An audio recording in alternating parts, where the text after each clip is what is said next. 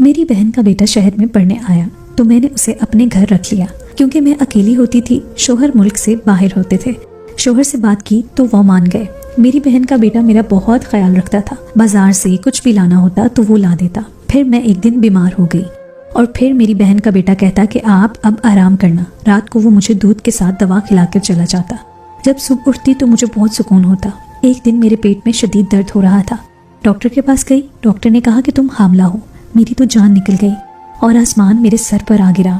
میں ہونکوں کی طرح ڈاکٹر کی شکل دیکھ رہی تھی، جو مجھ پر ایسا دھماکہ کر چکی تھی کہ میرے سوچنے اور سمجھنے کی صلاحیت ختم ہو چکی تھی۔ مجھے لگ رہا تھا کہ مجھ پر آسمان ہی آ گرا ہو۔ ایسا کیسے ممکن تھا؟ میں مان ہی نہیں سکتی تھی۔ میں نے ڈاکٹر صاحبہ سے کہا کہ آپ کو ضرور کوئی غلط فہمی ہوئی ہے، مجھے صرف پیٹ درد کی شکایت ہے۔ وہ مجھے دیکھ کر مسکرانے لگی، پھر میرے سامنے میری رپورٹ رکھ دی، کہنے لگی کہ 3 سال سے تو آپ مجھ سے اس چیز کا ٹریٹمنٹ کروا رہی ہیں، اب آپ کو اللہ نے خوشخبری سنائی ہے تو آپ کو شکر کرنا چاہیے، بے یقینی سے کام نہیں لینا چاہیے۔ میں اپنی رپورٹس دیکھ کر بدحواس ہو گئی تھی۔ مجھے نہیں معلوم تھا کہ میری زندگی میں ایسا بھیانک موڑ آ جائے گا۔ میں تو سن کر ہی چکرا سی گئی تھی۔ میری شادی کو 4 سال ہو چکے تھے۔ میرے شوہر کی نوکری باہر کے ملک میں تھی، وہ سال میں بس چند ماہ کے لیے ہی پاکستان آتے تھے، اور اس وقت میری خواہش تھی کہ اس دوران میں امید سے ہو جاؤں تاکہ میرا دل بچے میں لگ جائے، لیکن ہر بار مجھے مایوسی کا منہ دیکھنا پڑتا تھا۔ لیکن ابھی تو وہ پردیس میں تھے۔ میں نے ڈاکٹر سے کچھ نہ کہا، اپنی رپورٹس پکڑی اور مرے مرے قدموں سے باہر آ گئی۔ میرا ذہن اس وقت بالکل مفلوج ہو چکا تھا۔ یہ کیسے ہو سکتا ہے؟ میں اور ماں، میرے گھر سے کلینک کا راستہ بس ایک گلی کی مسافت کا تھا، لیکن مجھے اپنے قدم اتنے بھاری لگ رہے تھے جیسے میرے کندھوں پر کوئی بہت بھاری بوجھ ڈال چکا ہو۔ ہم 2 ہی افراد تھے، گھر میں دوسرا تو کوئی تھا نہیں، ایک میں اور دوسرا ماجد۔ میرا ذہن مکمل طور پر سوچنے سے قاصر ہو چکا تھا۔ کیا سوچتی، کیسے سوچتی؟ ماجد میرا سگا بھانجا تھا، میری سگی بڑی بہن کا بیٹا۔ اپنی سوچوں کے تانے بانے بھی سمیٹ نہیں پائی تھی کہ سامنے اپنے گھر کا گیٹ دیکھ کر میرے قدم وہیں رک گئے تھے۔ مجھے لگا تھا کہ میں کلینک سے یہاں تک اپنے بے جان وجود کو کسی لاش کی طرح گھسیٹ کر لے کر آئی ہوں۔ میرے گلے میں اس قدر گرہیں پڑی تھیں کہ مجھے سانس لینے میں بھی گھٹن محسوس ہونے لگی تھی۔ میں ڈور بیل دی تو ماجد نے ہی دروازہ کھولا۔ میں گھر کے اندر داخل ہوئی، مجھے دیکھ کر وہ مسکرانے لگا۔ میرے گھر کے اندر داخل ہوتے ہی وہ کہنے لگا، خالہ آج آپ نے اتنی دیر کر دی، میں نے پہلے تو آپ کا کھانے پر بہت انتظار کیا، لیکن پھر مجھ سے بھوک برداشت نہیں ہوئی، اس لیے میں تو کھانا کھا چکا ہوں، آپ کے لیے کھانا لگا دوں؟ وہ مجھ سے باتیں کرتا تھا، میری سب سے بڑی بہن کا بیٹا، مجھے ہمیشہ سے عزیز تھا، جو کہ جاب کے سلسلے میں یہاں شہر آ گیا تھا اور پچھلے کئی ماہ سے یہاں میرے پاس رہ رہا تھا۔ میرے شوہر کو بھی اس بات پر کوئی اعتراض نہیں تھا۔ میرا شوہر میرا کزن بھی تھے، اس رشتے سے آپا اور ماجد سے بھی بہت بے تکلف سے تھے، ماجد کے بارے میں سب کچھ جانتے تھے، بلکہ وہ تو بہت خوش تھے، انہیں میری فکر نہیں ستائے گی۔ خالہ کہاں کھو گئی ہیں؟ ماجد کی بات پر میں چونک سی گئی۔ میں نے کہا، کچھ نہیں، مجھے بھوک نہیں ہے، سر میں درد ہے، میں اپنے کمرے میں جا رہی ہوں۔ میں ماجد سے یہ کہہ کر اپنے کمرے میں چلی گئی، اپنی رپورٹس دراز میں رکھی اور اپنا بے جان وجود لیے بیڈ پر بیٹھ گئی۔ میری سوچ ختم ہو چکی تھی۔ ماجد میرا سگا بھانجا تھا، میری بہن کا بیٹا، اس کے بارے میں ایسا سوچ بھی نہیں سکتی تھی۔ میں بہن بھائیوں میں سب سے چھوٹی تھی اور آپا سب سے بڑی۔ جب آپا کی شادی ہوئی میں اس وقت 8 سال کی تھی، اور جب آپا کے گھر ماجد پیدا ہوا میں 10 سال کی تھی۔ میرے آپا کا سسرال کافی مذہبی تھا، 5 وقت نماز پابندی سے پڑھی جاتی تھی، اور ماجد بھی نماز مسجد میں جا کر ہی ادا کرتا تھا۔ نہ جانے مجھے اپنی آپا کی تربیت پر شک تھا، نہ ہی ماجد کے کردار پر شک کر سکتی تھی، لیکن جو رپورٹ میرے ہاتھ میں تھی وہ میرا سارا شک ماجد کی جانب ہی مبذول کر رہی تھی، کیونکہ میرے اور ماجد کے علاوہ گھر میں کوئی تیسرا فرد تھا ہی نہیں جس پر مجھے شک ہوتا۔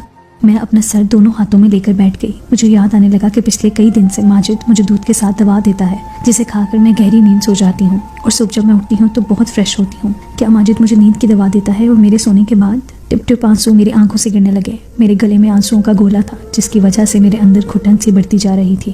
کیا سگے رشتے اتنے ناپائیدار ہو چکے ہیں کہ ہوس کے آگے کچھ بھی نظر نہیں آتا؟ میں اس کی خالہ ہوں، یعنی کہ ماں کی بہن، مطلب ماں ہی ہوئی۔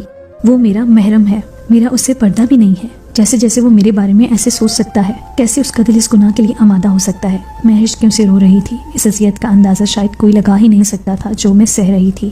ایک ناقابل برداشت سی کیفیت تھی۔ مجھے یاد آنے لگا کہ جب وہ بچپن میں آپا کے ساتھ میکے آتا تو میری گود میں آ جاتا تھا، اپنی توتلی زبان سے مجھے خالہ کے بجائے تالا تالا کہتا تھا۔ میں سب سے چھوٹی تھی اور وہ آپا کی سب سے پہلی اولاد، اس لیے میکے میں اس کا سب سے زیادہ وقت میرے ساتھ ہی گزرتا تھا۔ کب میری شادی ہونے والی تھی تب تو وہ نیا کالج میں گیا تھا، مجھے مظہر کے نام سے بھی بہت چھیڑا کرتا تھا، کہتا تھا آپ اتنی خوبصورت منمونی سی ہیں، اور وہ یہ لمبے چوڑے گبرو جوان سے، اوپر سے ہیں بھی بڑے غصے والے۔ خالہ مظہر انکل آپ کے ساتھ بالکل سوٹ نہیں کریں گی، آپ کے لیے تو کوئی مجھ جیسا اسمارٹ سا لڑکا اچھا لگے گا۔ ہر وقت وہ مجھے مظہر کے حوالے سے چھیڑتا رہتا، ہنستا رہتا، مذاق کرتا تھا۔ میں اسے بس گھورتی رہتی تھی۔ میری اور اس کی انڈرسٹینڈنگ بھی بہت تھی۔ جب وہ یہاں آیا تھا مجھ سے رات دیر تک باتیں کرتا رہتا تھا، ہنستا تھا، مذاق کرتا تھا۔ اب بھی یہی کہتا کہ مجھے لگتا ہے کہ مظہر انکل نے پردیس میں کسی میم سے شادی کر لی ہے، تبھی تو واپس آنے کا نام نہیں لیتے۔ جب میں اسے غصے سے گھورتی تو ہنسنے لگتا۔ اسے دیکھ کر کبھی مجھے ایسا نہیں لگا تھا کہ وہ میرے ساتھ ایسی گھٹیا حرکت بھی کر سکتا ہے۔ میں انہی سوچوں میں گم تھی جب ماجد میرے دروازے پر دستک دے کر اندر آ گیا۔ اب بھی اس کے ہاتھ میں دودھ کا گلاس اور میڈیسن تھی۔ وہ بڑے نارمل انداز میں میرے سامنے بیڈ پر بیٹھ گیا، لیکن اس کے بیڈ پر بیٹھتے ہی میں خوف سے پیچھے ہٹ گئی، جیسے نہ جانے وہ کیا کر دے گا۔ اور یہ ایک فطری سی بات تھی جو کچھ بھی ڈاکٹر سے سن کر آ رہی تھی۔ میری جگہ کوئی بھی اس وقت ایسے ہی خوف کھاتا۔ میں اکیلی اس وقت مسجد کے ساتھ اس گھر میں موجود تھی۔ وہ مجھے یوں خوفزدہ دیکھ کر حیران ہو گیا تھا۔ کیا بات ہے خالہ، اتنا گھبرا کیوں رہی ہیں؟ سب خیر تو ہے نا؟ یہ لے دودھ پی لیں اور آرام کریں۔ ماجد نے میری طرف گلاس بڑھایا۔ میں نے گلاس اس کے ہاتھ سے لے کر سائڈ پر رکھ دیا اور سخت لہجے میں اسے کہا، جاؤ یہاں سے، مجھے نیند آ رہی ہے۔ کیونکہ میں جانتی تھی اب وہ میرے پاس بیٹھ کر اپنے آفس کے قصے سنائے گا، اور جب تک میری آنکھیں نیند سے چور نہ ہو جائیں گی وہ اٹھ کر باہر نہیں جائے گا۔ میرے سخت لہجے پر وہ گھبرا سا گیا، کچھ حیران بھی تھا۔ کیا بات ہے خالہ، آپ کی طبیعت تو ٹھیک ہے؟ میں تو بس یہی پوچھنا چاہتا تھا، کیا آپ کو تہجد کے لیے اٹھاؤں؟ شاید میرے روکھے لہجے سے وہ پریشان ہوا تھا۔ مجھے اس پر اور بھی غصہ آنے لگا۔ کیسے کیسے ڈرامے وہ میرے سامنے رچا رہا تھا، جیسے بہت معصوم ہو، انجان ہو، بہت نیک کار ہو۔ پہلے تو میرا جی چاہا کہ ایک زور سے تھپڑ اس کے منہ پر مار ڈالوں اور پھر اپنی رپورٹ اس کے سامنے دے ماروں، دیکھو تمہاری شرافت کا ثبوت، اور اس کے دھکے دے کر باہر نکال دوں۔ لیکن میں چاہتی تھی کہ اسے رنگے ہاتھوں پکڑوں، ورنہ وہ مکر جائے گا۔ میرے سر میں درد ہے، مجھے تو بالکل جگانے کے لیے مت آنا، میں سونا چاہتی ہوں۔ میرے اکھڑے لہجے کے سامنے وہ چپ سا تھا اور اٹھ کر کمرے سے دروازے تک چلا گیا۔ آپ آرام کریں اور ہاں، دودھ ضرور پی لیجیے گا، کھانا بھی نہیں کھایا ہوا آپ نے۔ مجھے دوبارہ سے دودھ پینے کی تاکید کر کے وہ کمرے سے باہر چلا گیا۔ میں یہی تو جاننا چاہتی تھی کہ دودھ اور دوا کھلا کر یہ کون سا گھنونا کھیل میرے ساتھ کھیلتا ہے۔ میں نے وہ دودھ کا گلاس لیا اور اس کھڑکی سے باہر پھینک دیا جو باہر گلی کی طرف کھلتی تھی، اور میڈیسن بھی دراز میں رکھ کے لائٹ بند کر کے کمرے میں سو گئی۔ اب مجھے اس وقت کا انتظار تھا جب ماجد میرے کمرے میں آتا۔ 1 گھنٹہ گزر چکا تھا لیکن میرے کمرے میں کوئی نہیں آیا تھا۔ اس کا انتظار کر کر کے تنگ آ چکی تھی اور مجھے نیند بھی آنے لگی تھی، اس لیے سوچا کہ خود ہی دیکھا ہوں کہ وہ کیا کر رہا ہے۔ میں اٹھ کے اپنے کمرے سے باہر نکلی تو لاؤنج بھی خالی سا تھا۔ سامنے کا کمرہ ماجد کا تھا۔ میں نے دھیرے سے جب اس کے کمرے کا دروازہ کھولا تو میرے ہوش ہی اڑ گئے۔ میں نے اس کے کمرے کا دروازہ دھیرے سے بند کر دیا اور دبے پاؤں اپنے کمرے میں آ گئی۔ میرے ذہن وہ واقعات گزرنے لگے جب آپا کا مجھے پہلی بار فون آیا تھا۔ کہنے لگی، ماجد شہر میں نوکری کرنا چاہتا ہے، لیکن تم جانتی ہو کہ میں اس حق میں نہیں کہ اسے ہاسٹل میں رہنے کی اجازت دوں۔ کئی قسم کے نوجوان ہوتے ہیں، میرا ماجد سیدھا سادہ سا ہے، کہیں غلط لوگوں میں نہ پھنس جائے، سگریٹ اور دوسرے نشے کا عادی نہ ہو جائے۔ تم تو جانتی ہو کہ ہم نے کیسے اس کی تربیت کی ہے۔ میرا بچہ تہجد گزار ہے، لیکن جہاں لڑکے رہتے ہوں وہاں 100 برائیاں ہوتی ہیں، اس لیے اگر تم اسے اپنے گھر میں رکھ لو تو مجھے اطمینان رہے گا۔ اس وقت تو میں نے بڑی ہی فراغ دلی دکھاتے ہوئے حامی بھر لی تھی کہ ماجد میرا بھانجا ہی نہیں بیٹا بھی ہے۔ ظاہر ہے وہ میرا سگا بھانجا تھا، اور بھانجے اور بیٹے میں کوئی فرق نہیں ہوتا۔ میرا سر درد سے پھٹنے لگا۔ میں ایک بہت تکلیف دہ اذیت سے دوچار تھی۔ میرا بھانجا اس وقت اپنے کمرے میں بیٹھا سگریٹ پی رہا تھا۔ اس کی میری طرف پشت تھی، اس لیے وہ اس بات سے انجان تھا کہ میں اسے سگریٹ پیتے دیکھ چکی ہوں۔ میں دھیرے سے اس کا کمرہ بند کر کے اپنے کمرے میں لوٹ آئی۔ مجھے 100% یقین تھا کہ یقیناً وہ نشے والا سگریٹ پینے لگا ہے، جب بھی اسے رشتوں کا تقدس نہیں رہتا۔ مجھے یہ سمجھ نہیں آ رہی تھی کہ میں کیا کروں اور کیا نہ کروں۔ اپنے آپا سے کیوں کہوں کہ ماجد کس قسم کا شخص ہے؟ میری آپا دل کی مریضہ ہیں، اگر وہ یہ سچ جانتی کہ ماجد نے میرے ساتھ کیا کیا ہے شاید سنتے ہی مر جاتی۔ لیکن میں سوچ سکتی تھی کہ ماجد کو صبح ہی کہہ دوں گی کہ وہ اپنی رہائش کا انتظام کہیں اور کر لے، میں اسے اپنے گھر پر نہیں رکھ سکتی۔ میں نے اپنا کمرہ لاک کیا اور سو گئی۔ صبح میرا دروازہ بڑی زور سے دھڑدھڑایا گیا۔ میں چونک کر اٹھی۔ جب میں نے دروازہ کھولا سامنے دیکھا ماجد مجھے بہت غصے سے دیکھ رہا تھا۔ دروازہ کیوں لاک کیا تھا آپ نے خالہ؟ اس کا مجھ پر روب جبا کر پوچھنا تو مجھے تپا کے رکھ دیا۔ وہ ہوتا کون تھا مجھ سے اس لہجے میں بات کرنے والا؟ اسے شاید تکلیف اس بات کی ہو رہی تھی کہ اس کا راستہ میں نے بند کر دیا تھا۔ جو وہ گناہ میرے ساتھ کر رہا تھا شاید اس کی طلب نہ پوری ہونے کی وجہ سے وہ یوں اکھڑ کر مجھ سے بات کر رہا تھا۔ میں نے کہا کہ تم ہوتے کون ہو مجھ سے یہ پوچھنے والے؟ میری بھی بلند اور سخت لہجے کو سن کر وہ کچھ حیران ہوا، پھر نرم لہجے میں بولا، خالہ رات کو آپ کی طبیعت ٹھیک نہیں تھی، مجھے آپ کی فکر تھی۔ میں کب سے دروازے پر دستک دے رہا تھا، لیکن جب آپ نے جواب نہیں دیا تو میں پریشان ہو گیا کہ کہیں آپ بے ہوش نہ ہو گئی ہوں، اس لیے میں نے دروازہ کھولنا چاہا تو وہ لاک تھا، اس لیے میں پریشان ہو گیا تھا۔ آپ پلیز دروازہ لاک مت کیا کریں۔ مجھے اس کی جھوٹی فکر مندی اور دکھلاوے کی پریشانی دیکھ کر اس پر شدید غصہ آیا۔ میں نے کہا کہ میری فکر تمہیں کرنے کی کوئی ضرورت نہیں ہے، میں نے تلخ لہجے میں کہا، اور اپنے کمرے سے باہر نکل گئی۔ اپنے لیے ناشتہ بنایا اور کر کے اپنے پڑوس میں اپنی ایک سہیلی کے گھر چلی گئی۔ میرے پڑوس میں بھی ایک میری عمر کی خاتون رہتی تھی، شادی شدہ بچوں والی تھی۔ جب بھی میرے میاں بیرون ملک جاتے وہ عورت بہت خیال رکھتی تھی، میری اس سے دوستی بھی بہت تھی۔ اس کے شوہر بھی مجھے چھوٹی بہن جیسا سمجھتے تھے۔ جب بھی بازار سے سودا سلف لینے جاتے تو مجھ سے پوچھتے کہ بہن کچھ منگوانا ہو تو بلا تکلف بتا دو۔ میں نے اکثر ہی ان سے سودا منگوا لیا کرتی تھی، لیکن جب سے ماجد آیا تھا میں ہر کام ماجد سے ہی کہتی تھی۔ اس وقت تو مجھے اپنے پڑوس زاہدہ سے یہ کام تھا کہ مجھے اپنا ابورشن کروانا تھا۔ میرے میاں 2 ماہ بعد آنے والے تھے، میرے پاس اس گناہ کو ختم کروانے کے علاوہ کوئی دوسرا راستہ نہیں تھا، لیکن مجھے یہ نہیں سمجھ آ رہی تھی کہ زاہدہ سے کہوں گی کیا، نہ جانے وہ میرے بارے میں کیا سوچے گی۔ لیکن مجھے کسی نہ کسی عورت کو تو اعتماد میں لینا تھا بنا سچ بتائے۔ مجھے یہ قدم اٹھانا ہی تھا کیونکہ اگر آپا کو میں سچ بتاتی تو وہ سہ نہ سکتی، اگر شوہر سے سب کچھ کہتی تو وہ مجھے کبھی اپنے نکاح میں نہ رکھتا، میرا گھر برباد ہو کر رہ جاتا۔ میں جس اذیت ناک کشمکش کا شکار تھی کہ میں ہی جانتی تھی۔ میں نے زاہدہ سے کہا کہ میرے پیٹ میں رسولی ہے، مجھے اس کا آپریشن کروانا ہے، اس لیے وہ میرے ساتھ ڈاکٹر پر چلے۔ وہ میری بات مان گئی۔ میں اپنی ڈاکٹر کے پاس نہیں گئی تھی جس سے کئی سالوں سے علاج کروا رہی تھی، بلکہ ایک نئی لیڈی ڈاکٹر کے پاس گئی اور اس سے کہا کہ وہ میرا کام رازداری سے کر دے تو میں اسے ٹھیک ٹھاک پیسے دے دوں گی۔ وہ لیڈی ڈاکٹر مان گئی، لیکن اسی رات میرے ساتھ کچھ ایسا ہوا کہ میری روح لرز کر رہ گئی۔ میں رات کو گھر آتے ہی ماجد سے کہہ دیا کہ میں تمہیں مزید اپنے گھر پر نہیں رکھ سکتی، اس لیے 2-3 دن میں وہ اپنی رہائش کا جہاں چاہے انتظام کر لے۔ میری بات سن کر وہ حیران سا ہو کر رہ گیا۔ خالہ یہ آپ کیا کہہ رہی ہیں؟ میں کیوں آپ کو چھوڑ کر جاؤں گا؟ میرا مسئلہ نہیں ہے، میں تو کہیں بھی رہ لوں گا، لیکن آپ اکیلی کیسے رہیں گی؟ مجھے ماجد کی میرے لیے فکر مندی بھی کھل رہی تھی۔ میں نے کہا میں تمہارے آنے سے پہلے اکیلی ہی رہ رہی تھی، بہرحال چند دن میں اپنا انتظام کر لو۔ وہ جواباً کچھ نہیں بولا، لیکن چہرے سے پریشان ضرور لگ رہا تھا۔ میں اپنے کمرے میں آ کر سو گئی۔ میں سو رہی تھی، میرا کمرہ لاک، اب میں کمرہ لاک کر کے سوتی تھی۔ کچھ ہی دیر میں میں نیند کی غنودگی میں جانے لگی، پھر مجھے کچھ ہوش نہیں رہی تھی۔ رات کو جب میری آنکھ کھلی تو مجھے لگا میرے برابر میں کوئی سو رہا ہے، لیکن میرے کمرے میں بہت اندھیرا تھا، اتنا اندھیرا کہ میں اس شخص کو دیکھ نہیں پا رہی تھی، بس یہ نظر آ رہا تھا کہ میرے برابر کوئی سو رہا ہے۔ میں بری طرح سے ڈر گئی تھی، مجھے جلد بازی میں کچھ نہ سوچی تو میں چلانے لگی، لیکن اگلے ہی لمحے میرے برابر لیٹا شخص اٹھ کر بیٹھ گیا۔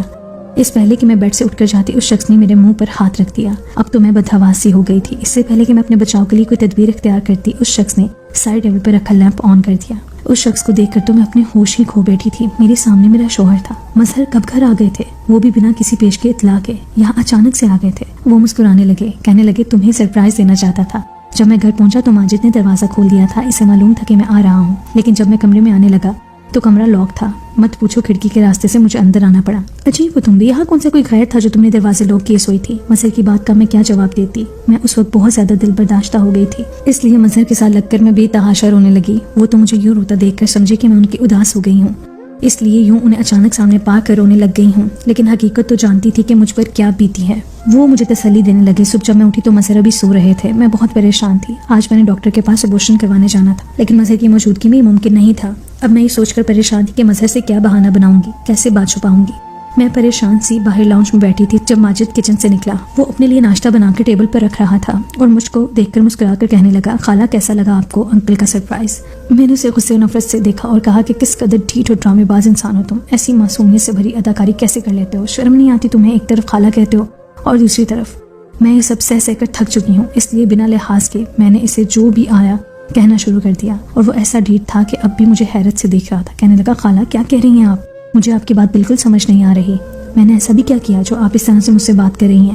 ماجد کی بات پر میں نے اسے تعصب سے دیکھا اور اپنے کمرے میں چلی گئی۔ مظہر اب بھی سو رہے تھے۔ دروازے سے اپنی رپورٹس نکالی اور کمرے سے باہر آ گئی۔ ماجد اب ٹیبل کے پاس کھڑا تھا۔ میں نے وہ رپورٹس اس کے منہ پر مار دیں جو کہ اس کے چہرے سے ٹکرا کر زمین پر گر گئیں، اور کہا، یہ پڑھو اور اپنا غلیظ چہرہ لے کر اور مظہر کے اٹھنے سے پہلے دفع ہو جاؤ میرے گھر سے۔ میں غصے سے دبے دبے لہجے میں کہا، کیونکہ میں نہیں چاہتی تھی کہ مظہر کو اس بات کی بھنک بھی پڑے۔ ماجد نے وہ رپورٹ زمین سے اٹھا کر کھولی۔ جیسے ہی اس نے پڑھا تو اس کے چہرے کی رنگت اڑ گئی، چہرے پر بدحواسی سی چھا گئی۔ اس سے پہلے کہ وہ کچھ بولتا مظہر لاؤنج میں آ گئے تھے، پتہ نہیں کیسے، لیکن وہ سیدھا ماجد کے پاس گئے اور رپورٹس اس کے ہاتھ سے لے کر پڑھنے لگے۔ انہیں دیکھ کر تو میری جان ہی میرے تن سے جدا ہو گئی تھی۔ میرا گھر برباد ہو جائے گا، مظہر تو مجھے طلاق ہی دے دیں گے۔ میں بری طرح سے چکرا کر گر گئی تھی۔ جب مجھے ہوش آیا تو میں ہاسپٹل میں تھی، مجھے ڈرپ لگی تھی۔ مظہر بڑی سنجیدگی سے مجھے دیکھ رہے تھے، میری تو روح فنا ہو گئی تھی۔ ماجد بھی وہیں کھڑا تھا۔ میں مظہر کو دیکھ کر رونے لگی۔ میں نے کہا کہ میرا کوئی قصور نہیں ہے مظہر، ماجد مجھے نیند کی میڈیسن دیتا تھا، مجھے کچھ علم نہیں ہے، خدا کے لیے مجھے طلاق مت دیجیے، میں آپ سے بہت محبت کرتی ہوں، میں آپ کے بغیر نہیں جی پاؤں گی۔ میں بستر پر لیٹے لیٹے ہاتھ جوڑے مظہر سے معافی مانگ رہی تھی۔ وہ میرے پاس آئے، میرے جڑے ہوئے ہاتھوں کو اپنے ہاتھوں میں لیا اور کہنے لگے، تم پریشان مت ہو، میں تمہیں نہیں چھوڑوں گا، میں نے تمہارے سارے ٹیسٹ نئے سرے سے کروائے ہیں، تم پریگننٹ نہیں ہو، شاید کسی اور کی رپورٹس تمہاری رپورٹ سے بدل گئی تھیں، نہ تم گناہ گار ہو نہ ہی ماجد نے ایسا کچھ کیا ہے، تم اس کے کردار پر شک مت کرو، بس ایک غلط رپورٹ کی عدل بدل ہے، یہ سب غلط فہمی ہے۔ ماجد کی طرف جب میری نظر پڑی تو وہ رو رہا تھا، بنا آواز کے آنسو بہا رہا تھا۔ مجھے دیکھ کر میرے پاس آ گیا، کہنے لگا، خالہ آپ نے سوچ بھی کیسے لیا کہ میں ایسا کر سکتا ہوں؟ مجھے اپنی ماں میں اور آپ میں کبھی کوئی فرق نہیں دکھا. میں نے تو کبھی کسی غیر لڑکی کو نظر اٹھا کر نہیں دیکھا, تو آپ میری ماں کی جگہ ہیں. میں نے کہا کہ میں نے تمہیں نشے کی سگریٹ پیتے دیکھا تھا. وہ کہنے لگا, میں نشے کی سگریٹ ہرگز نہیں پیتا. ہاں, کبھی کبھار سگریٹ ضرور اپنا کمرہ بند کر کے پی لیتا ہوں. آپ کا خیال اس لیے رکھتا تھا کہ میں نے اپنا بچپن آپ کی گود میں گزارا ہے, اس لیے جیسے میں اپنی امی کے لیے کھانے پینے اور دوا کا خیال رکھتا تھا, آپ کا بھی رکھنے لگا. مجھے پتا ہوتا کہ آپ کو میری وجہ سے اس قدر اذیت کا سامنا تھا تو میں کبھی یہاں آتا ہی نہیں. وہ رو رو کر اپنی باتوں کو وضاحت دے رہا تھا. ایک غلط رپورٹ نے مجھے شرمندہ کر کے رکھ دیا تھا. کیا میں نے اپنے بھانجے کے خلاف, یہ نہیں سوچا تھا میں نے. لیکن میرے گمان میں یہ بھی خیال نہیں آیا کہ اکثر رپورٹس بھی غلط نکل آتی ہیں. آپ سوچ رہی تھی کہ کاش ایک بار اپنی رپورٹس دوبارہ سے ٹیسٹ کروا لیتی تو